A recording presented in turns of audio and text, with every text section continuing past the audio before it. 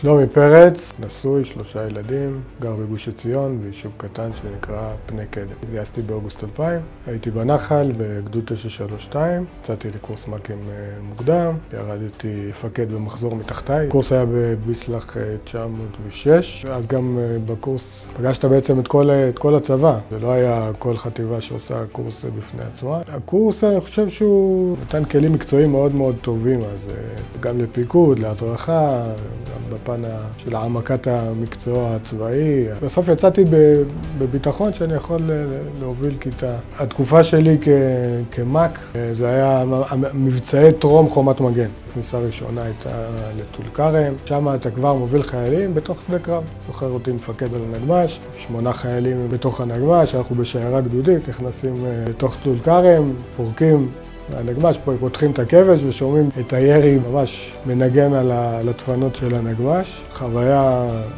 אני חושב שהיא מאוד בונה בסוף גם כלוחם וגם כמפקד, שפתאום, הנה, אנחנו קרב ממש. באוגוסט 2003 אנחנו משתחררים, אנחנו פוגשים את המ"פ העתידי שלנו במילואים, מספר לנו, הלכו מחלקת גיל בחטיבת כרמלי. ביולי 2006 פתאום קיבלנו קריאה, צר מלחמה, מגייסים אותנו. אני חושב שהייתה התייצבות מאוד מאוד מאוד גדולה. זהו, ואז העלו אותנו צפונה, וכבר מיד במהלך הלילה נכנסים פנימה. איך שאנחנו נכנסים, אחד החיילים נתקל בתיל, נופל, שעובר כנראה את הרגל, הסמ"פ צריך לפנות אותו אחורה, ואני מוצא את עצמי מ"ק, סוגר בעצם את כל הגדוד. אירוע לא פשוט, הרבה אירועי נתק, הליכה מאוד מאוד קשה פנימה, לתוך לבנון, כשחבר'ה עם ציוד מאוד מאוד מאוד כבד. תחושת אחריות מאוד מאוד כבדה כזו. המשימה שלנו הייתה בעצם, כמו הסתכלנו על הייתה השייב, ולמנוע בעצם יציאה של מחבלים מתוך הכפר. כל מחבל שאם היינו רואים בעין, היינו יכולים או לסגור עליו מעגל או לפגוע בו בעצמנו באמצעות האמצעים שיש לנו.